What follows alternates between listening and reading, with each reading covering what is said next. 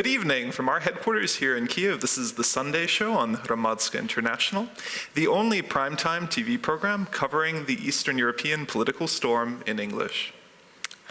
Get connected, following the hashtag Hromadske and following our Twitter as well. We encourage you to read our articles, our explainers on our Medium platform. There you can see now what's happening with the Ukrainian Ministry of Information and what is there with the Ukrainian new cabinet. Everything is explained, Ukraine Explained, as also watch our videos on our YouTube channel. There you can find it. And for today, we have a lot of topics to discuss. This week, Ukrainian government was appointed. It was approved by the parliament. And there were a few foreign ministers of the foreign origin from Georgia, from Lithuania, and the Ukrainian national-born US citizen, for important ministers that we will discuss with our guests, the politicians from the main political parties, including the opposition bloc, and as well the creation of the Ministry of Information. It created a huge controversy in Ukraine, and that we will discuss with the foreign reporters, media lawyers. Another topic maybe Aini would jump into to say what else we will have there. Well, we also want to look at a little farther down the line is Moldova, to look at the recent elections there, to what extent, the split between Russian speakers and Moldovan speakers kind of mirrors the split that's been in Ukraine, or the perceived split. And then we also want to have a chat with you about the situation in Donbass, since you had come back recently. So there is a lot to discuss, and before we start, you need to see how the Ukrainian new government was appointed. That's a short video clip for you before we start the discussion.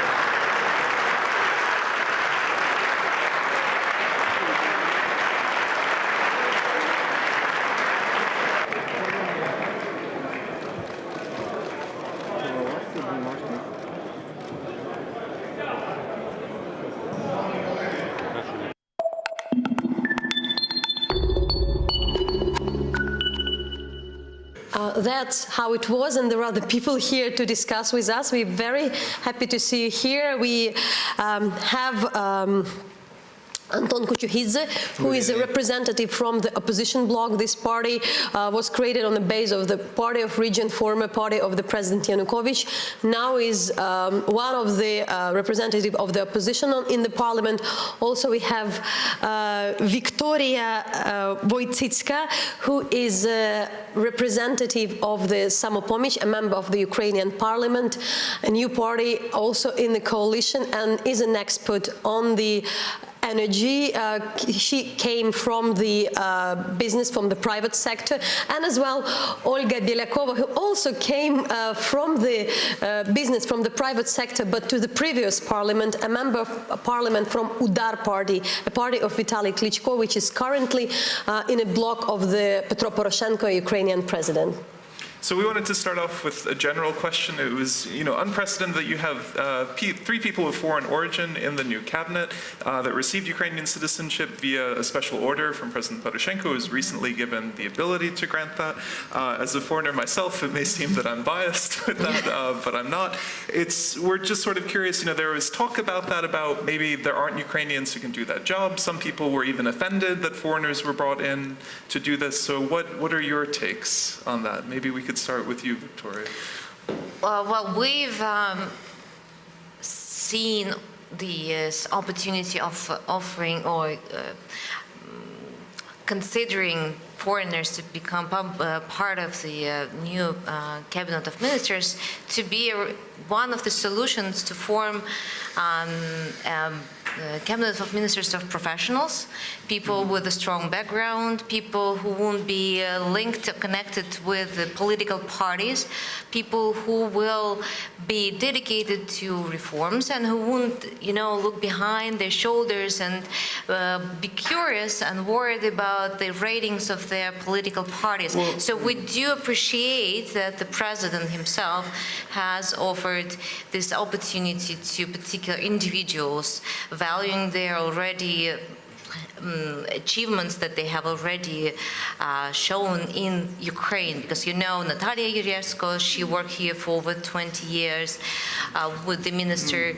The other ministers, they also have background in Ukraine. A technocratic government. They're and that's how they're technocratic, presenting yes, it. exactly. There was a Western headhunting firm that was supposed to identify some of the people who were qualified, and what you're saying is, in the positive regard, that these are people who weren't involved in politics, who, based on that, are supposed to have been chosen based on their technical We believe skills. it's a very strong sign, and it's a positive sign for Ukraine, and it's a right beginning to really make sure that the reforms, and it will be radical reforms, they do actually happen, and they happen fast and soon.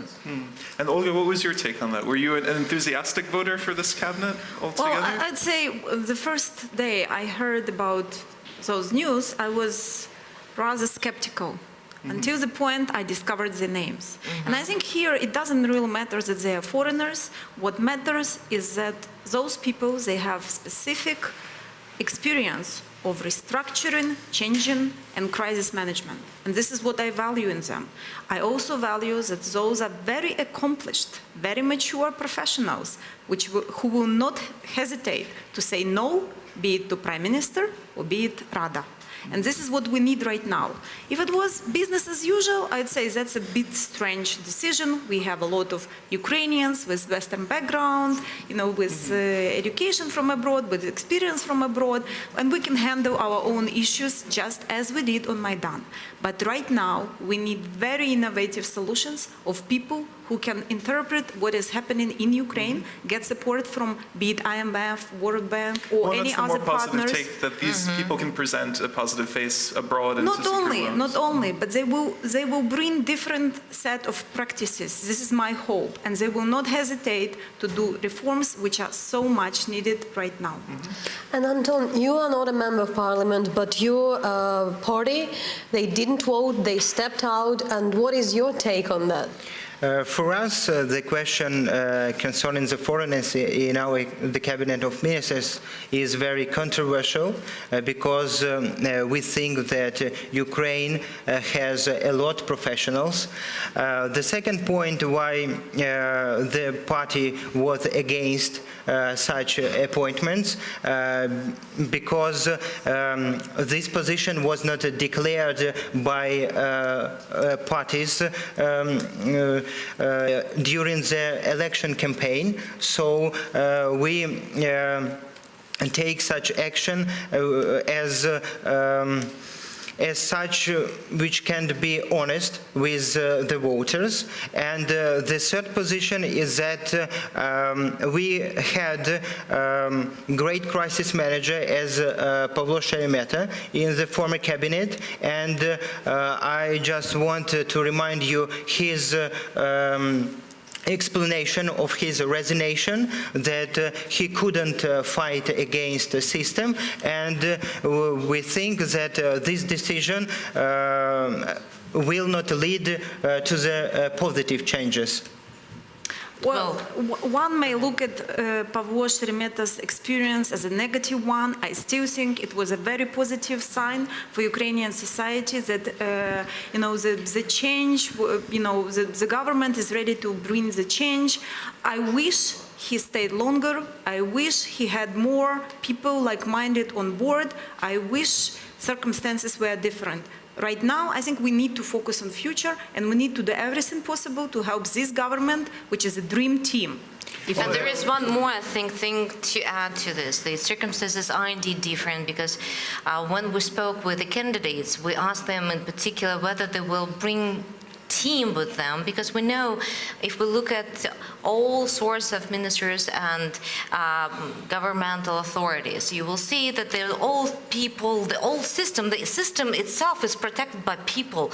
And it's not just one person who's required to make a change, but it requires like a team, warriors who will come and actually do their job. So we need to change the system from top to down, and I hope, and I do have a great hope, that these people, this new cabinet of ministers, will achieve that. Can I talk one fact? Sure, and then we'll ask for the floor.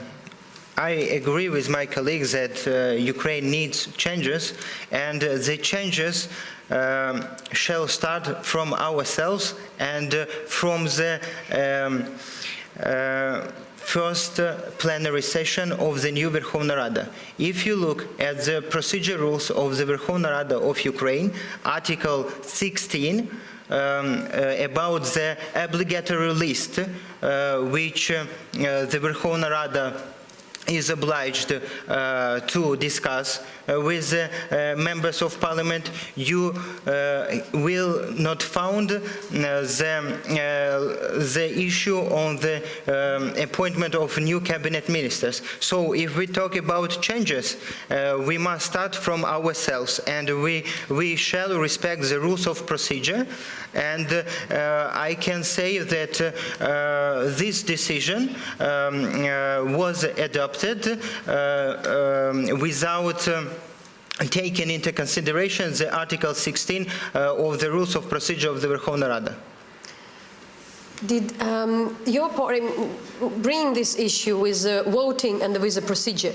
The opposition bloc this time just left, not voting. Is the party, starting from this moment, is going to not be present in the parliament, or is there any issues the party is ready to cooperate if it's good for the country? It was a sign of our protest with that fact that we, not I am, but the members of parliament had not a chance to discuss with the cabinet future ministers their programs. And the opposition bloc declares that it is a good European practice when the future candidates for ministers discuss their programs on the committees of the Verkhovna Rada. It's a lot about timing, and actually we encourage our audience to be engaged, following our Twitter, using the hashtag Hromadske, and we already get a response. So we can also, you can see that there are these tweets from the German business community, and it says, German business community is supportive of radical change in Ukraine, public administration, justice system, but government must act very quickly. And this general concern. But what is a timetable? What is a real date? Because quick, it can be also very general. What will you demand, and how you can control that? Well, I think we are all in anticipation of the major law of the next few weeks, which is budget law for 2015, which will set up the ground for reforms in the next year. And looking at the leaks in the press, many people will not be happy about the cuts in the social programs, in state expenditures. But I'd say the most radical reform we need right away, both, I think we will agree, because we are working on the same committee on energy, gas and oil, the energy market, gas reform, and anything to do with our energy dependence on Russia and state deficit. This is exactly what we need to start with. Olga brought the issue of energy, and there is a lot of criticism in some way to the current Minister of Energy, because he was a member of this, rightly saying, Energy Regulation and Risk Commission, and there is a responsibility for, this crisis now with the coal, with subsidies, with energy lack, which could be, maybe if it would be sorted out earlier, the things will get better. I mean, the issues like we were talking about, Volodymyr Demchyshin, for not everyone who knows the foreigners, I think, for at least for the foreign media, maybe unsurprisingly, were a very bright moment in the coalition. People with international experience who came in, who spoke English fluently. And the Minister of Energy, that was seen as a weakness. Many people in the energy sector said they didn't know who he was. And then, of course, there was the issue this week where Prime Minister Yatsenyuk had said there had been a nuclear accident, which turned out not to be a nuclear accident, but put him in a very difficult situation. What's your evaluation of him as minister? Are you familiar with him at all from your work in the I community? know him from the previous activities with investment community, but I'd say, energy, gas and oil industry in this country is one of the most corrupted industries. So maybe it's good that nobody knows him. Maybe it's good that he is not so well connected to the elites in this industry. And I'd say, the problem of Naftogaz has been here for 20 years. We are talking about big numbers. So anybody who was here for just 2 or 3 months, I don't think we can blame him for anything which is happening right now. We are at war. We have a real drastic situation in the east with the coal. We have, energy issue at the Zaporizhia station, which was not definitely a fault of 1 or 2 people. It's just an accident. So, but I think right now the good point about this government is that they are, like business people, will be able to look at the numbers and finally make this very tough decision of removing subsidies to all for no good reason. And this is something you mentioned, because one of the things we try and do is explain Ukraine a bit better to our foreign audience. So when we talk about corruption in the energy sector, much of the energy is subsidized, especially for private consumers. But the issue is it's not always clear whether or not energy is going to private consumers and when it's going to a business, and then there are many subcontractors. So part of what Ukraine is trying to do is cut those subsidies, because that's a monthly, foreign currency amount that Ukraine puts out at a time when currency is very, very well strapped. And Victoria, are there concrete reforms you'd want to see done with Naftogaz, or what are your priorities in the energy sector? Well, the priorities are already indicated in the coalition agreement, as we were working on it together with Olga and other representatives of the coalition. I have to admit that the initial draft of the coalition agreement was quite straightforward, and we had to find certain compromises with other political parties to make sure that the wording is accepted by all 5 parties, by all 5 forces, as the coalition agreement is based on the consensus. So is Samopomach happy with the wording? The wording is weaker than it was initially, and we will do everything that is in our power.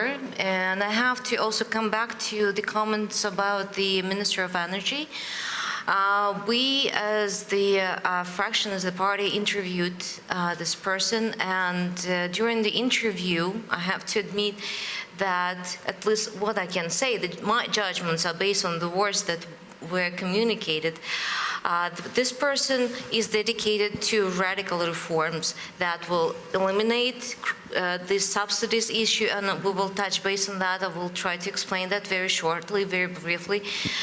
He wants to reform Naftogaz. He wants to make it completely independent. He wants to break it into different specific independent parts of the business according to the EU legislation law that governs the energy sector, because we now have one big entity, like enemy, that has the production, transportation, and the distribution under one umbrella, so that our foreigners and people who are watching us understand current payment, the bill that Naftogaz is paying for the gas is around from $500 million to $1 billion. So every month we have to sign a check, we as a country, to finance Naftogaz so it can go and pay for the gas that we import from Which Russia. is a tremendous amount of money. It's tremendous. We have a very strong pressure on all our foreign currency reserves. And we also have a great pressure from our international partners, from IMF in particular, who are trying to convey the message that, guys, you have to stop this practice of cross-subsidizing the difference in in the price, $340 and above the import price for the gas that we buy from Russia, and the gas that we produce here and we sell locally, which is $20-something per 1,000 cubic meters. Everything that is on top of $23 is subsidized from the state budget. And we see the numbers of the consumption. It used to be 70 billion cubic meters, then it dropped to 50 billion cubic meters, then we dropped it to 40, and now we have, under the issue of the Cabinet of Ministers just a couple of months ago, we had to cut our consumptions to a level like 36, 37 billion cubic meters. But for some reason, we're not consuming much less. So if we look at the numbers, we understand that that was like we were using the norms of allocating the gas, the consuming to the consumers under the old Soviet scheme, which is completely, it's ridiculous. Like if you had 2 people in an apartment, you would consume X amount of gas, and then if you had 6 people in the apartment, you would consume 3 times more gas. But this is not the case. Well, and it's trying to merge, an old system, the way people are used to dealing with things, to the international system, and that's done. And part of what we try and do here is do a lot with explaining explainers. So we want to draw attention to one of our explainers now, which is just on Ukraine's new government, looking at the new ministers and all the people we have there, so you can follow at home and see our articles on Medium. I did also want to bring attention to one tweet that we had. I'll get back to that. I believe that was Hetman Andrei we had. Because as we asked you, we sent out to our followers on Twitter how much time they gave the new government to have real concrete results to achieve. And he gave it 12 months, so a similar number to what you had and suggested, which is a good one. But the question, my big question, maybe Natalie has a different one, is do you think the coalition can really hold together over that time and do all of that? Because as you've mentioned, especially raising energy prices, that's something people aren't going to be happy about. Well, the first test will be the budget, 2015 budget, that's for sure. And this is when we will see whether the coalition will pass the test of unity. And I think it is a very special job for this government to communicate this change very efficiently, not only with MPs, but also with the people. You will be surprised, but some people are way more mature than we think about them, and they are way more readier than we expect them to be for these changes. I was just talking to my mom yesterday, and she said to me, you know what, I do understand that in a country which is facing actual war, we have to save. And I do understand that maybe I will not be able to travel by public transportation so often as I was traveling before. But the problem here is not only energy sector. We do have to, make an order in all those social programs, in our public expenditures for education, for medicine. We need to make it personalized, not just, a black hole on our budget. Olga, maybe, and also Anson will jump into that, but I have a bit different question. While traveling and being in the east, in the area which is under the separatist control, you see a horrible situation, which is close to humanitarian disaster, when many people for months hasn't received any pension, and it's already an issue that they can buy basic things. And the issue with the IDPs, it's still a lot of money. So how are you gonna, at the same time say that it's very important for the country to cut, but at the same time, a huge amount of millions of the people in this country are really on the edge and need support from the government because they don't have any other. Yeah, well, keeping the balance between supporting those who need it and removing all the perks and privileges from those who are way beyond living standards. They have enough of, that's why government right now is talking about special pensions, and this is one of the IMF requests, special perks, including to MPs and to judges and to prosecutors and to other, levels of high-level officials. But I totally agree with you that those who are under very difficult circumstances, they have to get pensions, they have to get support in terms of medical support, they have to get everything which will keep them surviving through this hard time. So we have a question we want to ask each of you, and we'll start with Anton. What are the top 3 reforms that you would want to see from this government? Or what do you think the top 3 reforms are that Ukraine needs at this point in time? I think that reform is a long-standing process, and it is a very difficult process. My colleagues talk a lot about the reform of energy sector, but I just want to remind one of the message from the IMF, which we can find in the memorandum between the government of Ukraine and International Monetary Fund that our government is obliged to create program for support so-called low-income people. It means the appropriate energy program for them. We didn't see it from the Mr. Yatsenyuk, so I just want to say that we don't need to talk a lot about future, but let's talk about such obligations which our government have. And if you are interested in my mind about the reforms, I think if our colleagues take the experience of Georgia, you can find one interesting fact that Mr. Saakashvili started his reform from the judiciary system. If we look our foreigners in current cabinet of ministers, it is the position of Ministry of Economy, it is the position of Ministry of Finance, and so you're saying the judiciary needs to be more focused? So having this time also, what are your priorities, if to just name them, being very concrete? Once again, energy reform, which means restructuring Naftogaz, situation, and introducing market prices for people, along with a clear and very specific system of subsidies for the poor and those who need support from the state. Also, right now, our banking and financial system, financial institutions are not in a very healthy position.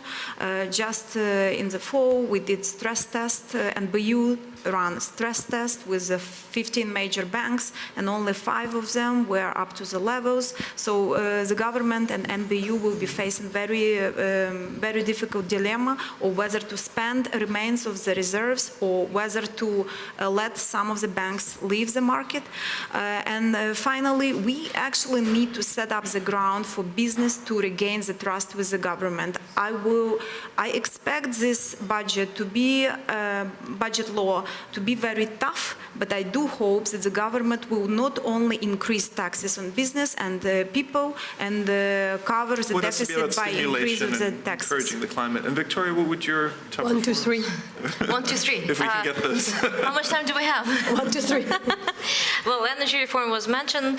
Judicial reform, we need to bring back the trust in our judicial system, and it relates to both people here who live in Ukraine, but also it relates to the foreigners and the investors that do want to come to the country where their interests, their investments will be protected. And illustration together with the fight with the corruption, that's also one of major concerns of ours, the top priorities. And the third one is the decentralization. We want to bring the power, the budgets closer to communities, and together with the responsibilities for managing those. A lot of ambition, new government, new parliament, but the same old practice of fighting in the parliament. That's what an international audience also have seen this week. And as a member of the new parliament, of the revolution of dignity, how do you feel about that? What are you going to do? Is it all the same practice when people are fighting? Is a parliament a place for that? I'd say I regret seeing it. I do hope that was just a, kind of a emotional start of the parliament that last week was very long week because we basically spent it waiting and waiting, discussing, consulting, and not voting. So I only hope that starting from next week, we will be very serious about considering drafts of the laws, discussing ideas of how to get our country out of crisis and less fighting. I mean, it's interesting because the fights have been there for a while. There have been articles written, especially in foreign media, for a long time. It's dynamic, it's on television. This is slightly different because it was Parysiuk, who's from Maidan, who's always been very impassioned, and he was concerned that the values of Maidan weren't being respected. But I guess one of the points that I'm curious about is how can these sort of conflicts be resolved? Because in that particular incident, it was Parysiuk who theoretically is pro-Europe, pro all these reforms, but came to heads with Groisman, the speaker. He didn't get in the heads with Groisman. He had his personal position, and it related to the way the process of voting for the distributions of committees was done.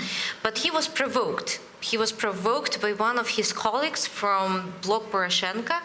And I think in order to avoid such situations, all we need to do is to be patient. Don't provoke Parysiuk. Don't provoke each other. I mean, we have to be respectful to each other, and we have to be really careful about the things that we're saying in the parliament, because we're being considered like people looking at us as at the mirror, and they're basically, especially in the outside world, we're being perceived by the picture they see when they look at the parliament. So we have to be very careful when we... And how do you do that? Because you must have some experience with that as well. You're a member of the party Volya, correct? Which Correct. split after it came into the parliament, and that was a big issue of controversy because it was the first, new party that arrived and fresh faces, all of that. And then it split, and that was frustrating. And it was very peaceful. I hope you follow the news. It was There are no completely fights that I heard. No fights, very peaceful. We've admitted that unfortunately we've lost control over the party, and this is what happened. We couldn't stay with people who unfortunately took control not in the nice way, so to say, and I think it comes from the inner soul, and it comes from the respect that comes from within people, and if we do respect ourselves, we will respect our colleagues as well. But can you have those conflicts and still work with people in parliament? I mean, We have to work. We have to work. That's the only way we actually can move on and implement reforms and really bring our country to a completely different. Our show is interactive, so the Twitter user @Raxaro asks, how are you going to recruit professionals who will need to replace current corrupt bureaucrats to achieve any reform progress?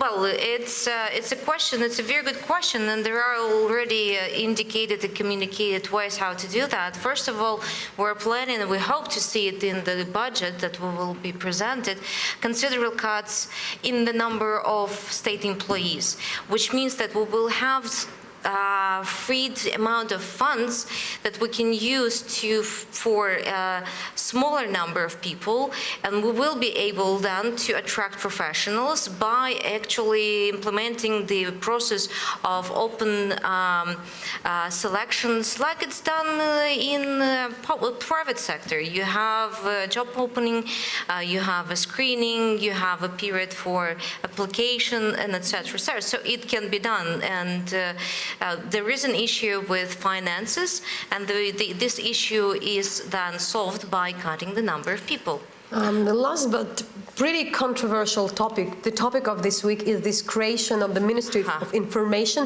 which is already called the Ministry of Truth, the Ministry of Propaganda. You voted for this cabinet. You didn't have you voted? I withdrew from. You withdrew from yes. the vote. Have you voted? Well, I just didn't vote by occasion, because I was kind of misled by the situation in the room.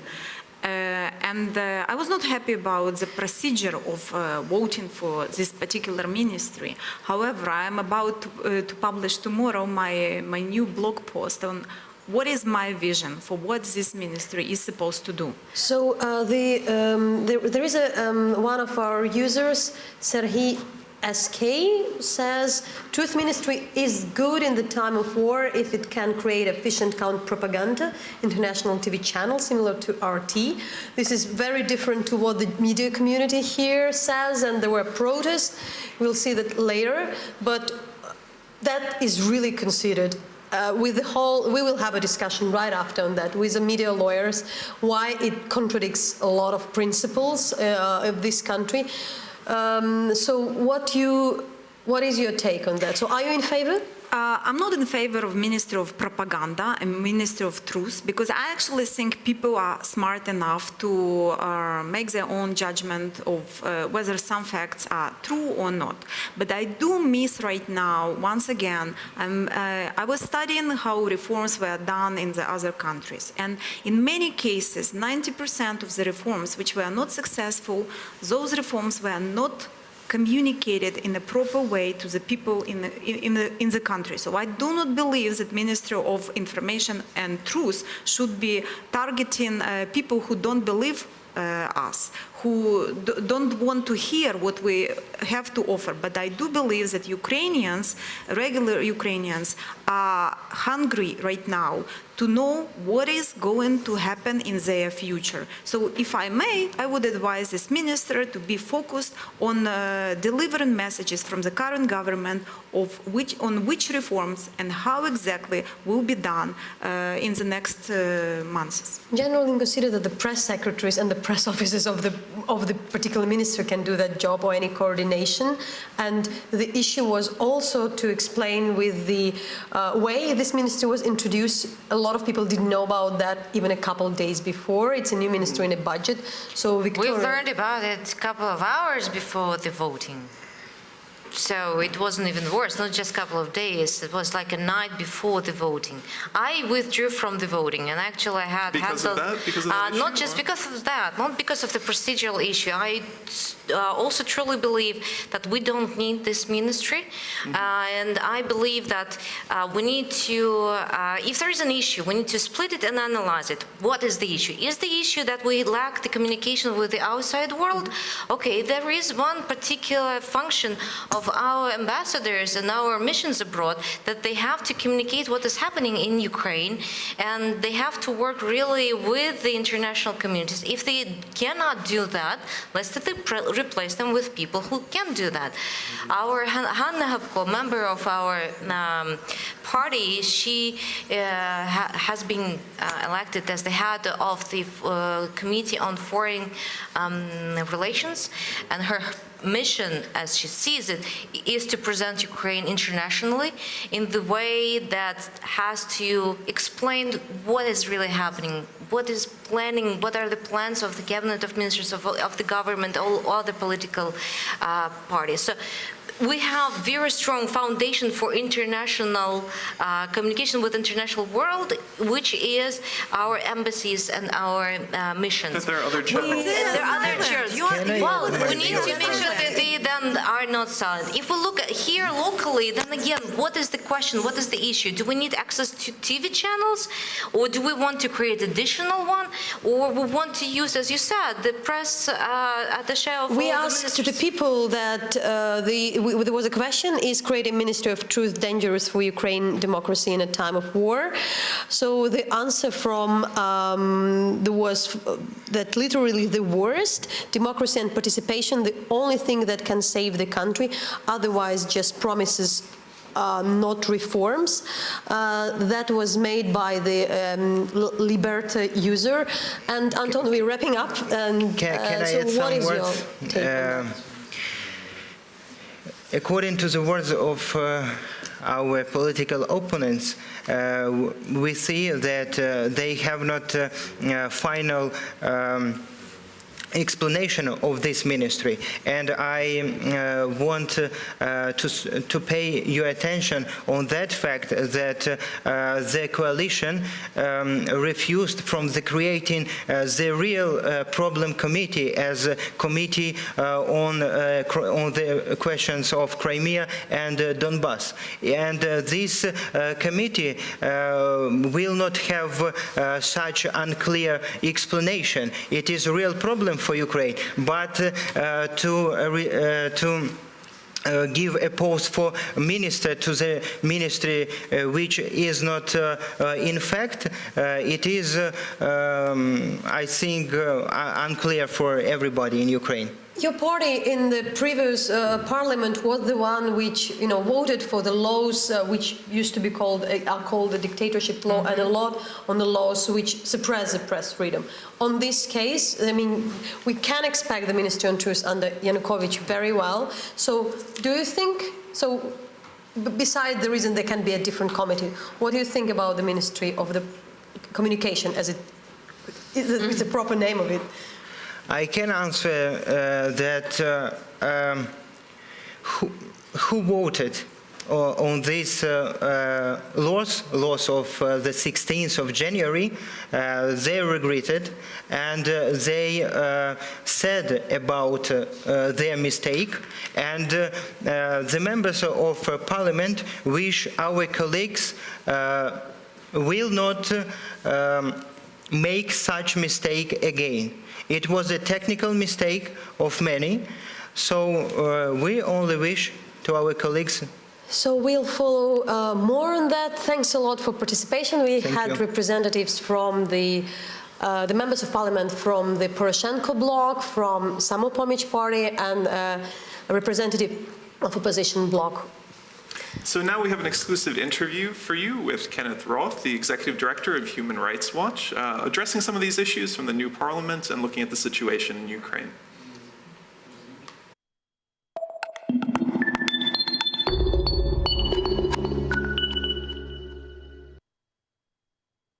I would like to start with the latest news about the creation of the Ministry of Information in Ukraine.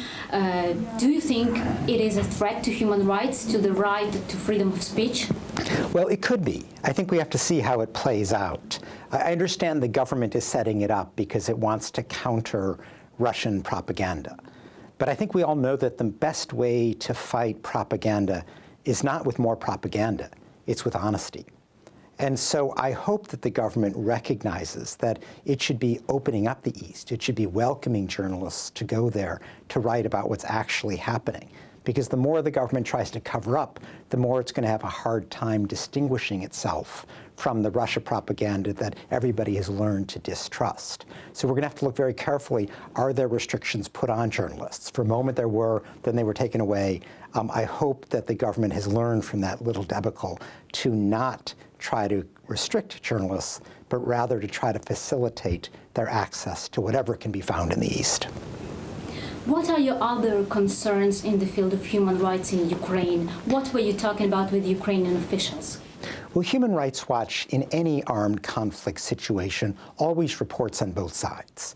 And so over the last several months, we've actually put out 23 different publications about abuses by the separatists, by the rebels. We also put out a major report on the Russian occupation of Crimea and the abuses that the Crimean Tatars are facing, or people who don't want to adopt Russian citizenship. But at the same time, we've been looking at the behavior of the pro-government forces. And that's been a major topic of our conversations here in Kiev with government officials from a range of different ministries.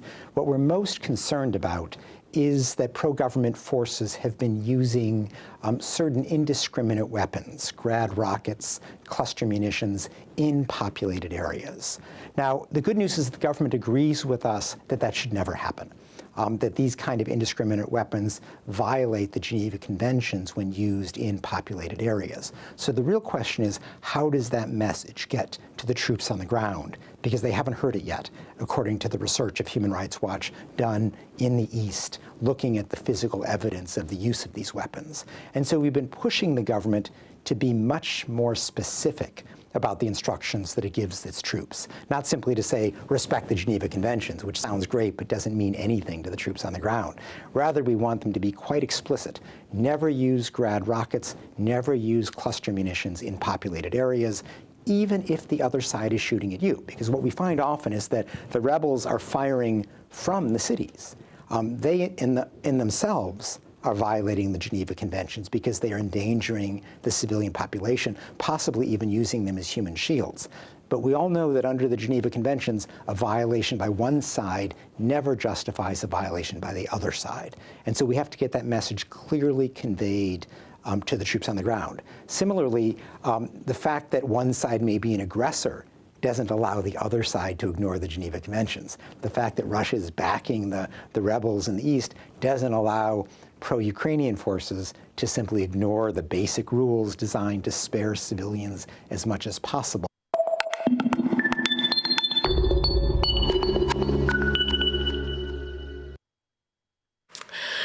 So for this discussion on the Ministry of Information, Communication, whatsoever, we have Igor Roskladai, who is a lawyer from Media Law Institution and also is a member of a media community with, I may say, outrage of this decision. I mean, a lot of journalists are.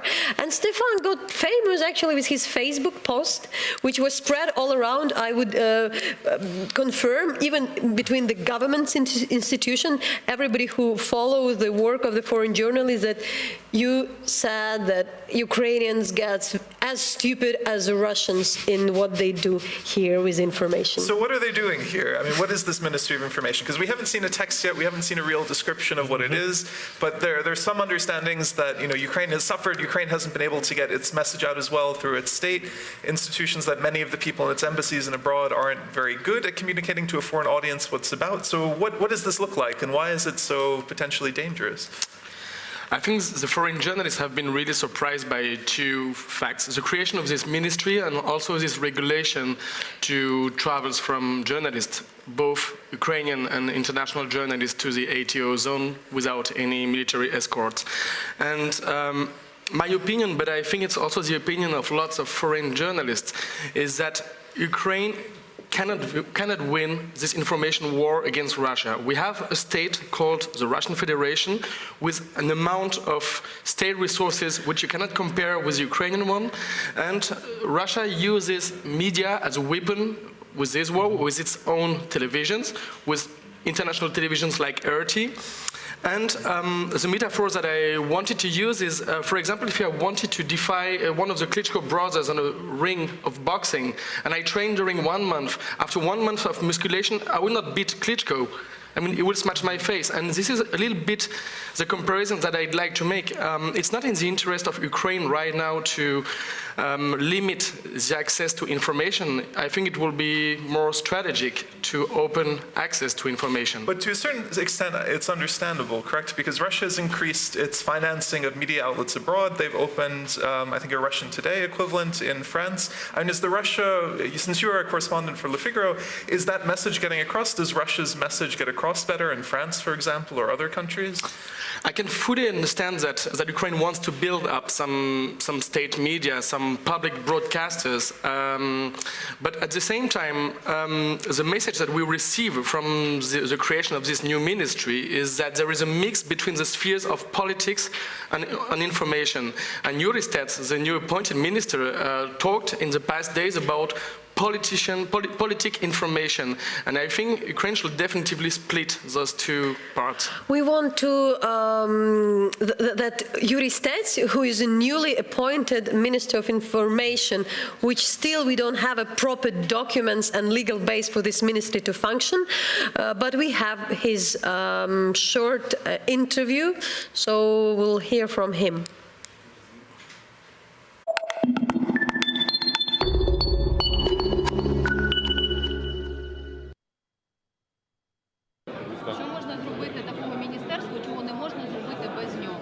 У нас є багато регуляторів або дорадчих органів, типу, наприклад, РНБО, але функціонально це дорадчий орган президента.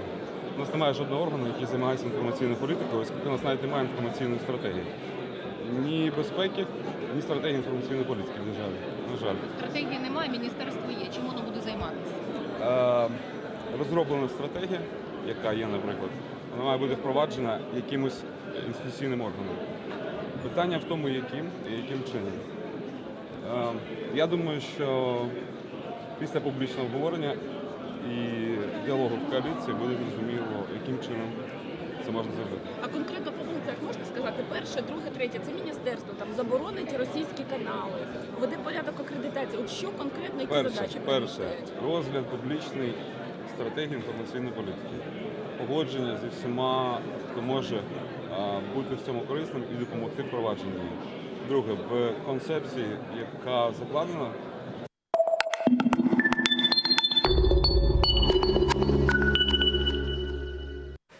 So you can watch all our videos, all the interviews on all the issues on our YouTube channel, also following our Twitter, and then you have a full version of the reports. But going on the discussion.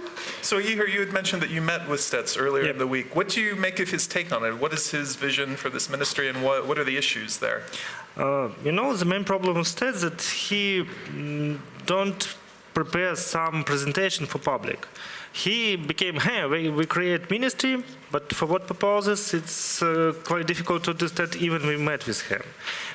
Because as I understand from him, he wants this ministry to have some possibilities to do something on ATO zone.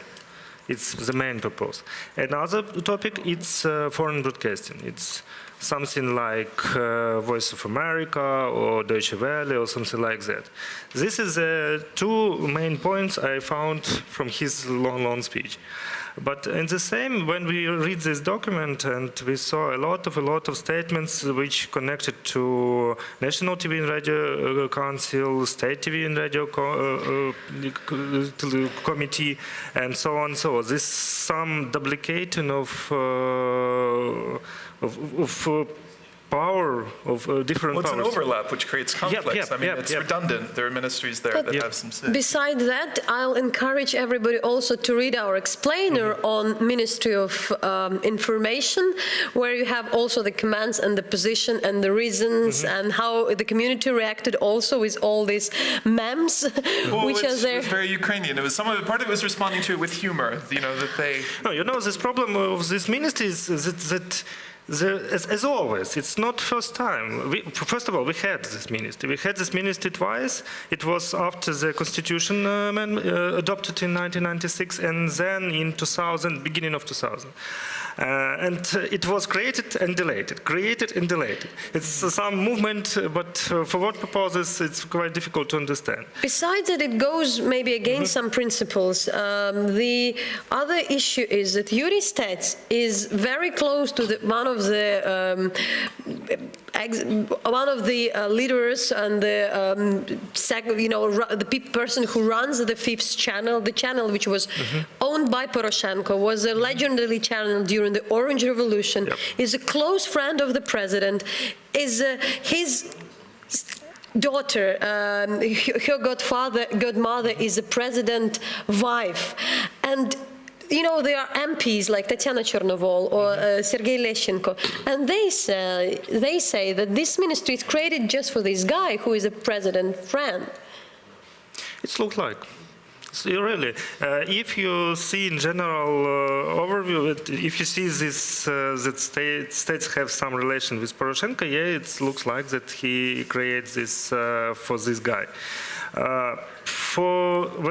What he explained to us is that he works in National Guardia, and he do something, and he need more power because he told us that he have possibilities to open some doors in cabinet of ministers or in parliament and other state bodies. But it's his description that he was to make it more legally, more like ministry and ministry. He want to talk with Ministry of Foreign Affairs, which is really big problem for Ukraine because they do nothing. It is my opinion that we lost a lot of conflicts because Ministry of Foreign Affairs and embassies was silent.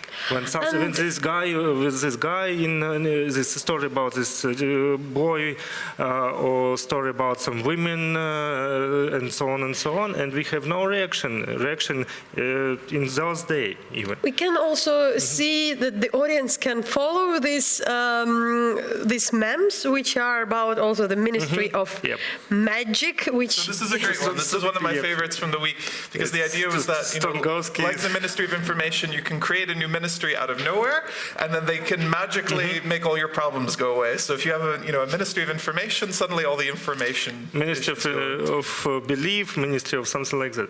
But the main problem is that in fact we have two opinions on this ministry. One of them, could not be present at all. Another one, and I see it from normal people, that yes, we need some ministry to do something with Russian TV, to do something. What's confronted that there's a response? It's like public, it's a request from normal people that we have conflict with Russia, but we see Russian movies on intercity buses, we see Russian movies on the channels and so on and so on, and we need something like counter-propaganda. They had banned some Russian channels, television and radio earlier in the year, so it does seem to be building on that. Stefan, did you have a comment that you wanted to say? Yes, I know that there is this debate inside the journalist community in Ukraine. Some journalists think that now Ukraine is in a state of war and you have to abandon some journalistic positions to wage an information war. And some other journalists want to keep doing independent journalism because it would be better for the country at least. And I have my also foreign position in this. One of the main issues is now the control of information is coming from the eastern part of Ukraine. And what is really concerning is that the new ministry used to be responsible for the press service of the National Guard. And there is a mix of military affairs and information. And for me, it's very, very dangerous because there is a risk. The risk is there, absolutely. But what I always feel in Ukraine that the laws are not working. So, for instance, the Ministry of Defense can issue some order and nobody cares. So do you have any did you have some difficulties in working with the Ukrainian government or Ukrainian military when they were suppressing and stopping you from getting information? No, because when I was working in the ATO zone, for example, in the past month, we didn't have this accreditation, this paper accreditation that the separatists gave us, which was very helpful sometimes to work. So we had quite an easy access, but at the same time, militaries on the checkpoints, for example, didn't know about those regulations about journalists, and some of them were quite annoying. What is more concerning for me now is that if a ministry decides to rule how journalists, Ukrainians and foreigners, will go inside the ATO zone, there is a risk that Eastern Ukraine becomes a black hole of information, because now the interest of Western media is slightly decreasing after 1 year of Maidan, Crimea, war in Eastern Ukraine. What you're referring to is that there is this new regulation announced by, I believe it was the Ministry of Defense or the Armed Forces of Ukraine, saying that in the future, journalists, both Ukrainian and foreigners, would have to be escorted to go to the ATO, both Ukrainian and other sides, be approved, be registered. And essentially what they seem to want were guided tours where you would only see what they were showing, which... So this regulation has been cancelled, has been revoked, obviously, but the fact that this ministry still exists makes there is a pressure for the coming month. Could I ask, do you need this accreditation in ATO zone or not? No, actually not. Now the journalists who are working in the ATO zone have to call or send an email to the SBU, and then they are Security State Security Service, and then they are put on a list. And if we get controlled by military forces, by Ukrainian military forces, we have to say them that we are accredited in Kiev, but we have no paper for this. It's like notification. Igor, the last question on this. I know exactly at this moment there are a lot of people from the media community gathering in order to do something with that. So will it exist or not? Because for us it looks like a bit still a question. Some regulations were revoked, but do you believe it will? As ministry? Yeah. I think it could be. It could be, but at the same time, with which power? And it's our work to, if it will stay, that they have very limited power with very limited for example, just communication with MFA, with maybe ATO, but not licensing of print press, not licensing of state media, no internet media, not. This not to repeat the laws on January 16 at least. But I think it rather will stay. Okay, so follow more on that, and thanks a lot for joining us in this discussion. And this week there were people, activists, journalists protesting in front of the Ukrainian parliament. How it was, that you'll see what is a general mood, at least in the capital, regarding that.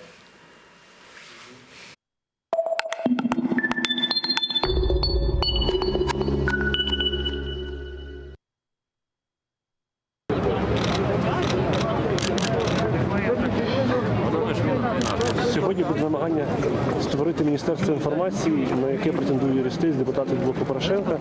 На мою думку і на думку журналістів, які сьогодні прийшли, це неприйнятно, оскільки несе ризики створення цензури в Україні, нового органу, який буде регулювати інформаційну сферу та який може призвести до того, що в нас буде запроваджена цензура в тій чи інший спосіб. Але обурює не лише створення цього органу, але й те, в який спосіб це робиться. Тобто без жодного публічного обговорення, без того, щоб послухати самих журналістів, саму громадськість, з голосу фактично це питання вирішується в один день. Вже зараз зрозуміло, що це буде окремий бюджет на це міністерство. Який це бюджет? Що вони утворюють? Але головне не інше, що ми зараз створюємо функціонал, який не зрозуміло кому потім попаде в руки. Якщо завтра нас звільнять одну людину, поставлять іншу людину. Якщо ця людина не буде тою людиною, яка буде відстоювати інтереси країни, то як ми будемо створити? Ми зараз даємо в руки комусь цей скальпель. А завтра цей скальпель опиниться в інших руках. Це неправильно. З іншого боку, мені здається, що ті люди, які були авторами цієї ініціативи, мають зрозуміти, що після 3 років Януковича всі журналісти, вся медіаспільнота дуже чутливо ставиться до будь-якого втручання в медіасферу. І зараз створювати за добу, навіть менше, міністерство ціле, яке називається Міністерство інформаційної політики, не порадившись з журналістами і спільнотою, мені здається, це не просто ризиковано, це часів Януковича так, знаєте, голосували нахрапом голоси закону 16 січня. Так не можна робити.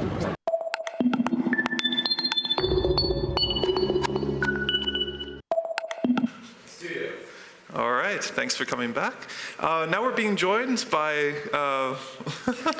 Volodymyr Yarmolenko, I'm sorry. I'm sitting our at a queue, we get all-time confused. guest. Of Internews with our special introductory segment, who's going to give us, in our Media Monitor segment, the rundown of what's been going on this week in the media.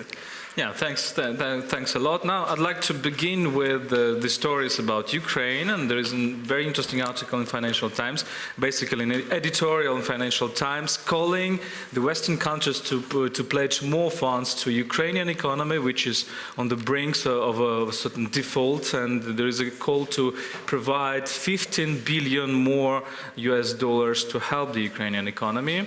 And it's interesting how we discuss it, because there are opinions that the Western countries are already helping too much, but at the same time we should understand that the future of Ukraine, the future of stability of Ukraine is critical now to the European security. Another interesting article in Le Monde about the new government and the interesting analysis of the 3 foreigners in the new government, which will head the ministries of finance, of economy, and of health. Then there is also an important thing which I would like to draw your attention to, is the issue of Crimean Tatars. There is an article in Washington Post drawing attention to the deteriorating situation of human rights with Crimean Tatars in the annexed Crimea. There are kidnapping of people. There is the concept of banned literature. And the story in Washington Post provides the analysis, the story of a person who faced this challenge, who faced these allegations of reading and having the banned literature. Now, another interesting debate is going on in some of the Western media. There are 2 articles, one on, again in Financial Times, and another in BBC, which have an impression to be kind of arguments, the pro-Russian arguments. And the article on BBC, which we we quote here is basically providing many arguments which are, it seems to be the Russian arguments, not even the pro-Russian arguments, but the Russian arguments. So the argument is that the association agreement between EU and Ukraine did not provide room for free trade area between Ukraine and Russia on the one hand and Ukraine and Europe on the other hand, which is false, which is not the case. The argument is that, you know, the Russian language is kind of oppressed in Ukraine, which is again false. A few arguments also which are coming mostly probably from Russian sources, and this is a worrying trend in some of the Western media. Volodya, and this, when you speak about these arguments, how are they explained? Are they put as the facts? Well, yes. For example, there is an argument that you know that the Western countries should have provided the possibility for Ukraine to have free trade areas with Russia and with the European Union at the same time. But this is exactly what was provided by the association agreement. But this is again the Russian argument that the association agreement contradicted the free trade area with Russia and with the community of independent states.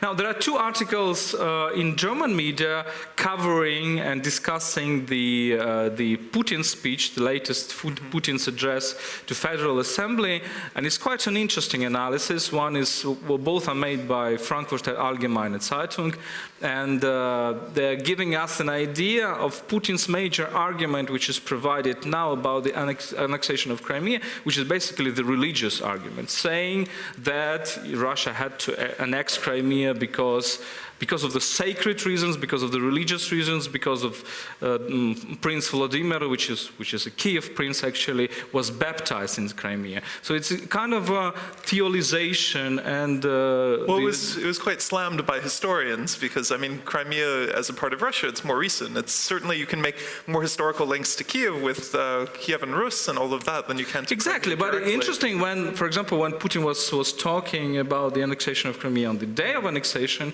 he was providing mostly the security argument, saying, well, we annexed Crimea because we don't want NATO to be in Crimea. Now this argument is religious, saying, well, there is this... What's this idea of gathering the Russian lands almost? Yeah, well, and it's ridiculous because, I mean, you cannot annex another territory just by saying, but that there was a prince 1,000 years ago who was baptized in it, you know?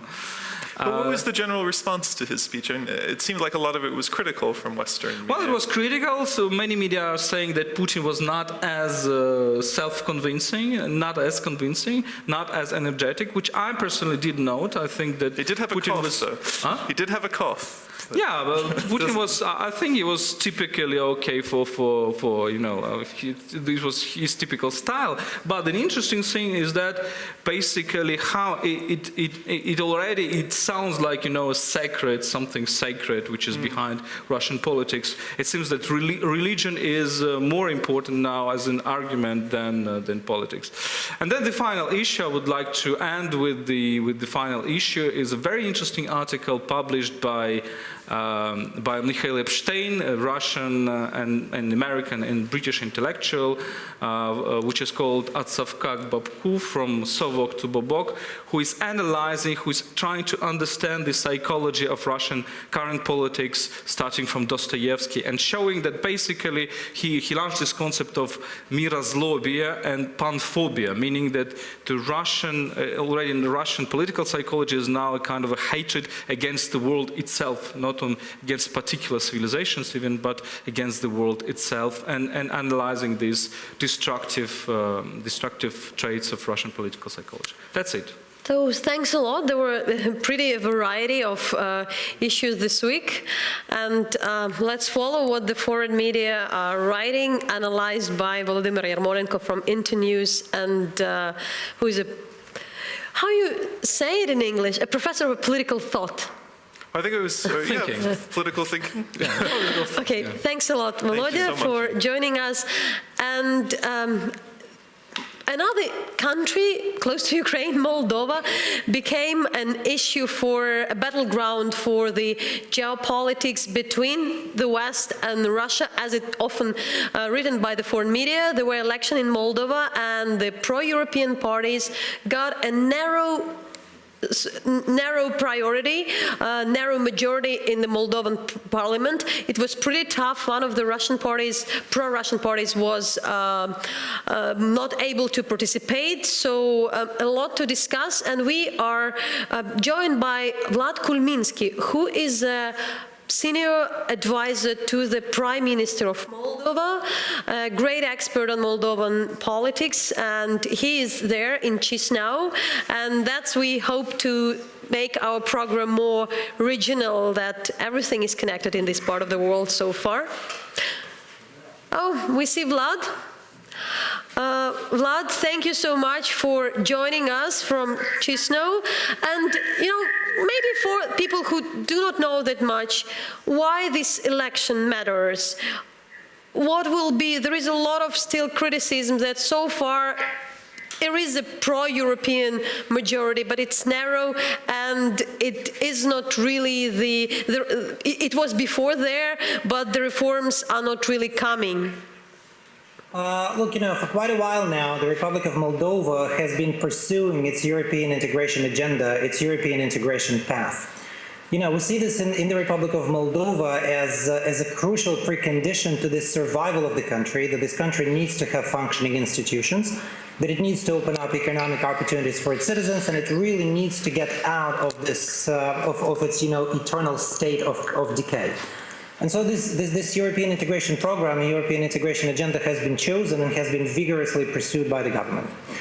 This election was very crucial because if pro-European parties had lost these elections, then Moldova, there could be a turnaround in Moldova's foreign policy outlook, and it could have led to quite dire consequences because a lot of people, especially those who are young, especially those who are dynamic, have come to expect that Moldova will continue its movement towards the European Union. The election has been very difficult, and we don't call it victory because the society is really split right down the middle. And what we're trying to do now, we're trying precisely to avoid becoming a geopolitical battleground between Russia and the European Union. What we're trying to do, we're trying to create a model, we're trying to create a functioning system that would work for the people, while at the same time staying out of this geopolitical vortex. But at the same time, there were more or less the same political forces, pro-European forces. What was the problem? It's not a major change of the system, that those reforms hasn't happened within the last years. For the years, the more or less current political leadership is in power. Look, yes, but politics has been very difficult in Moldova because those problems have accumulated over the past, pretty much after the Soviet Union collapsed and Moldova became independent. Back at the time, we didn't make this choice, a clear choice, to move towards the European Union, and it seems like this may have been a mistake. So those problems kept on accumulating. We didn't have a clear development model. We didn't have a clear scenario how to reform our institutions. And because of that, those reforms are very tough. They are very unpopular, but they need to be carried through. And pretty much what we have succeeded in doing, we have succeeded in laying the ground for those reforms. Yes, feedback, of course, has been very mixed. And so those reforms will take time. That is the reason why it was so important for Moldova to have more or less an accord or social contract with its citizens that it is going to move towards the European Union. But to ask a different question, for people from Ukraine, when they were looking at the election results and they saw the division, between people, some of whom were Russian speakers, some ethnically Ukrainian or Russians and Moldovans, but also a split, people who wanted closer connections to Europe and through the association agreement, and other people who wanted to join the Russian-led trade and possible economic union. Are those divisions in Moldova similar to those in Ukraine? How split is the country at this moment? Look, those divisions go right through our society. Those divisions are not territorial. We have a couple of regions that are heavily pro-Russian, but the ethnic composition in Moldova is very mixed, and pretty much you have Ukrainians, Moldovans of Ukrainian, of Russian, of Moldovan, Romanian origin living side by side. And the opinion is really divided, and that is the reason why we have tried to handle the situation very carefully. As I said, we have explained to the people, and we have clearly communicated to them that there is no other option for the Republic of Moldova, that there is no other model that can turn this country into a functioning state. We have explained very clearly that the customs union is not really much of an option because we have Ukraine and we cannot really be, a geopolitical pivotal point in Ukraine's own backyard. So therefore, for us, it is not really an option. So we've tried to pursue a very constructive agenda. And at the same time, we, of course, try to keep our relations with Russia on track, because you know that Russia, of course, is concerned primarily about geopolitics, about security. About very interesting. Unfortunately, and but the last one from me, that there were also some allegation from these pro-European, activists, whatever you call them, that Russia wants to do the same things in Moldova to split the country. Do you think it's more allegation? Look, I mean, we are trying to be very calm. We're trying to be very constructive.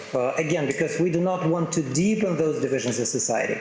We're trying to explain, and we have so far succeeded in doing it, because, earlier last year and earlier this year, we had some movement towards, well, we'd call it, semi-separation in Gagauzia, which is an ethnic region in the south of Moldova. We have handled it very calmly. So we said, ladies and gentlemen, there will be no crackdown whatsoever. The program that the government is pursuing is for all of Moldova. So we're trying not to deepen those divisions within our society. We're trying to emphasize at every single opportunity that this is good for pretty much every single citizen of Moldova. It's for all of them. Thanks so much. It was Vladislav Kulminsky, who is a senior advisor to the Prime Minister of Moldova, talking to us from Chisinau, from the Moldovan capital. We still have a lot of reaction from our shore, so we putting to your attention this tweet from Paul Neeland. It's about the government, that the reforms in Ukraine is needed right now, is a constant process. That probably would be a lot in our, you would follow also our show afterwards on the it's on ongoing. The reaction. We'll be here and we'll be following all of it, yeah. But I mean, to take it into a slightly different direction, because reform is ongoing, but all these other key elements of the Ukrainian crisis are as well. Part of that has been just the fighting in Donetsk, the destabilized situation, and probably not everyone knows that our own correspondent, Natalia Gomanyuk, spent 7 days, or roughly a week, in the east, in Donbass and in Donetsk there. And, people need to understand that that is very rare, especially for Ukrainian journalists. That's quite difficult. Are in danger in the east. People have been held, especially previously in Slavyansk. So having that kind of access, especially for Ukrainians going there, is unique. So we have some footage here we're going to show first of the situation out in the east.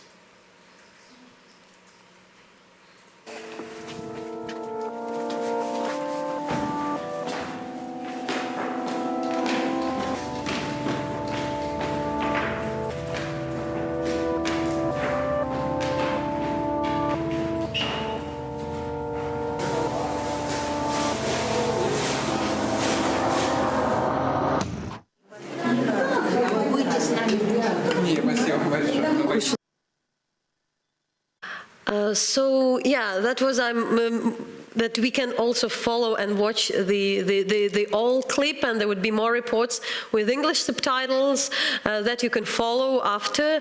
And it's important to say that, it's true that it's very hard for the Ukrainian journalists to be there, and it has created a huge gap and a huge misunderstanding of the situation on the ground here in Kyiv. What don't people understand?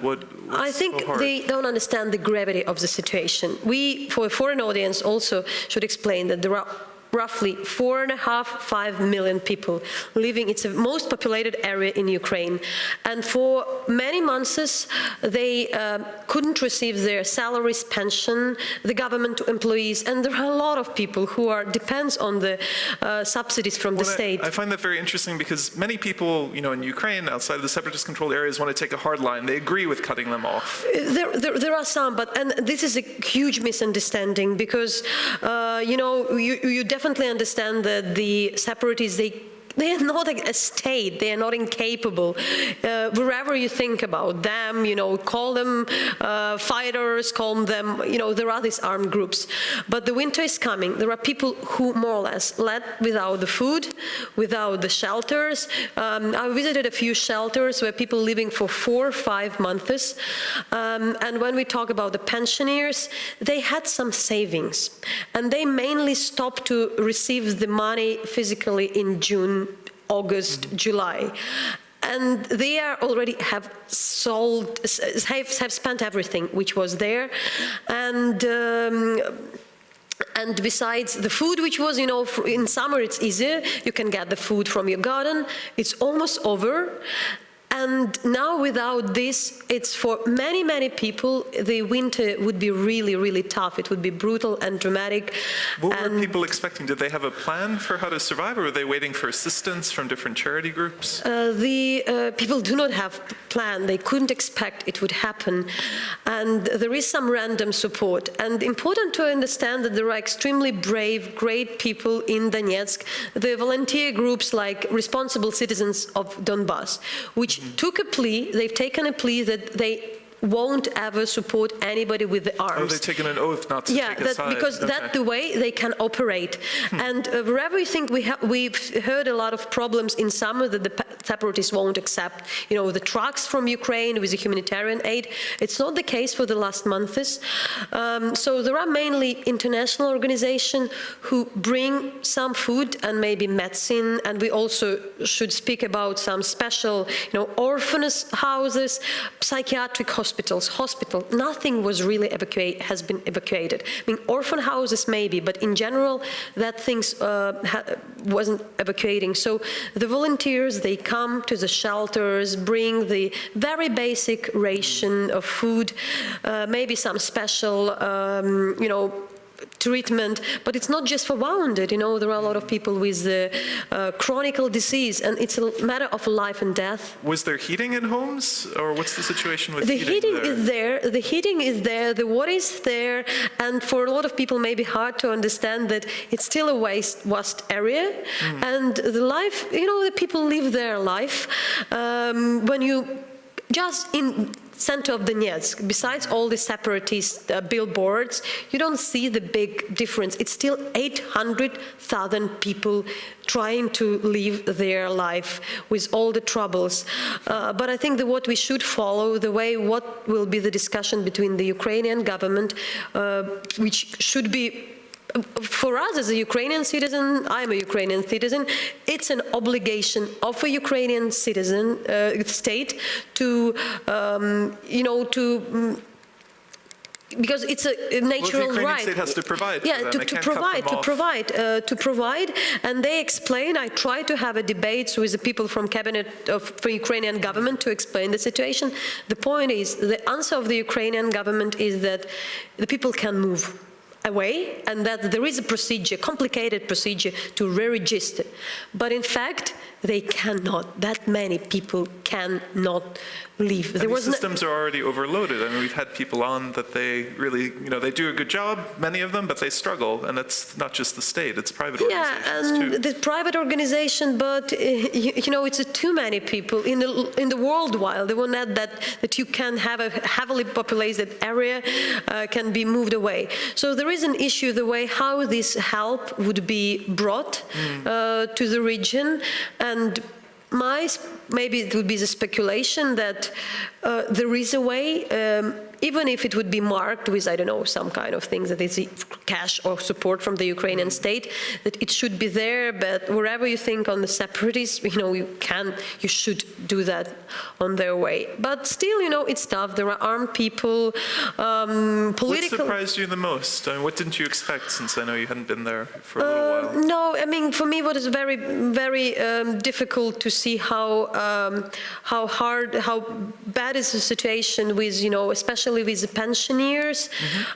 For me, it's very hard personally to see that Kiev is doing really well. I mean, it's still complicated. We talk a lot about the crisis, but it's uncomparable. There are very basic things. People won't put some, like they would stop their fridge because it's too much. It's cold. You can put the food outside because the fridge uses too much energy. And these small details are striking. Of course, you can see, for me, of course, you see the, armed people everywhere, they're in the buses somewhere, and, you should keep an eye on that. And of course, it's what is really to understand that there is this absolute split between the armed groups and people who running these separate republics and the general population. Because, these guys, when you go to the expensive hotel where the foreign journalists stay and the foreign organization are based, everybody would have it's normal, like an expensive meal, also the armed guys, and so this blockade, wherever you call it, it doesn't matter at all for the separatists themselves. Well, fascinating. It's great to have these reports from people who are going there. We will watch more, and not just this. I think all our reports after the show, and thanks a lot for being with us. Follow Hromadske.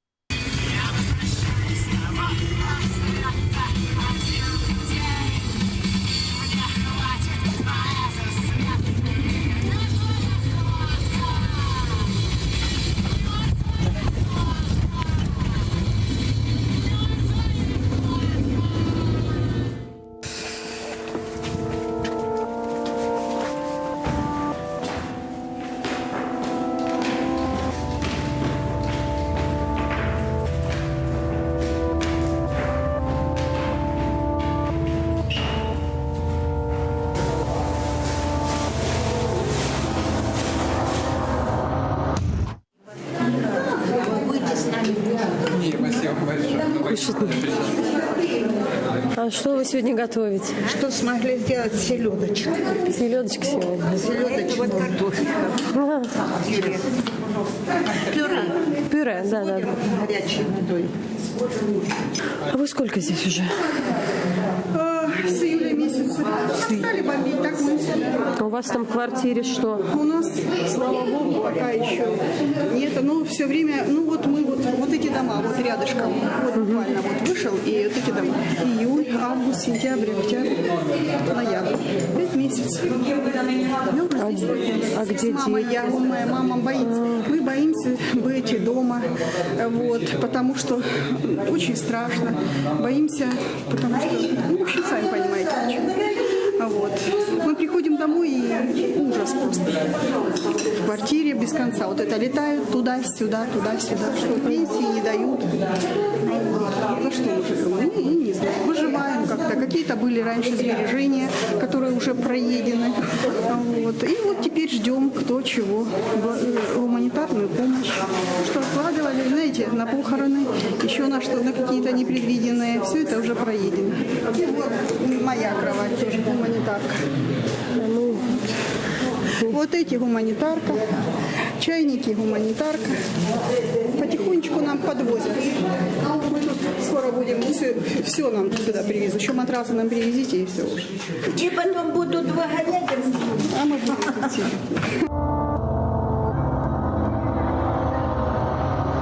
Сегодня, сейчас кто на работе, кто что. Тут из Украинска есть беженцы, из села беженцы.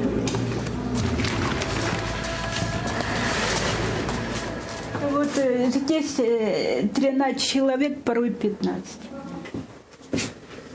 А что с вашим домом? Разбито. Убежали, в чем стояли летом. Это уже сколько месяцев здесь? 16 или 18 июля. И вот это, тут ДНР нам дали одеяло. Для отопления. Вот этим сушим понемногу, хоть около тряпки. Дети сейчас поехали в центр города, там не бомбят. Вот тут учатся, вот тут... Учатся вот здесь, да? Да, вот учебнички. Тут. Это мазь? Да. Благодарствую.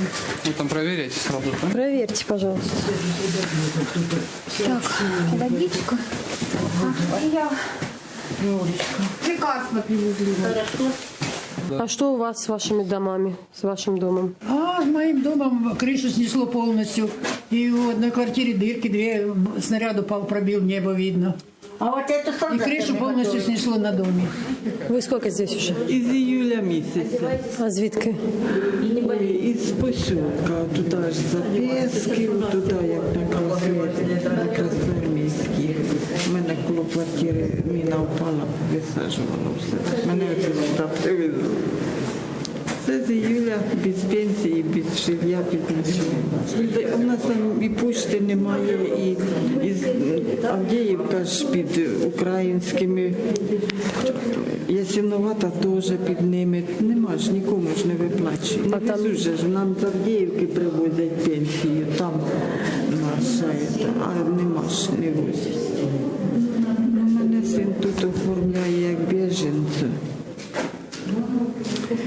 І тут хочу, щоб тут деньги получати. Скажіть, так це ви скільки вже грошей не бачили? Із июля місяця. То як отримала була перед июлем, трошки берегла і це так бережу. Сьогодні в аптеку ходила, купила для глаз. Не для глаз, от повишено. І от так потрошку. Ну, а тут оце ту гуманітарку дають, то син у мене ще один робить на заводі, на хлібозаводі, там ото в общежитті невістка піде приготовить, то супчик, то борщик, то сюди приносять і тут ми оце їмо. Кажу, в іюлі, що в чому прийшла, юбка, кофта, правда, халатик ще був байковий накинутий і все. Ну тут тоді вже там осінню курточку дали мені, така тоненька. Правда, невістка сапожки купила, бо я ж у тапках, оце як стою, так вже я й приїхала.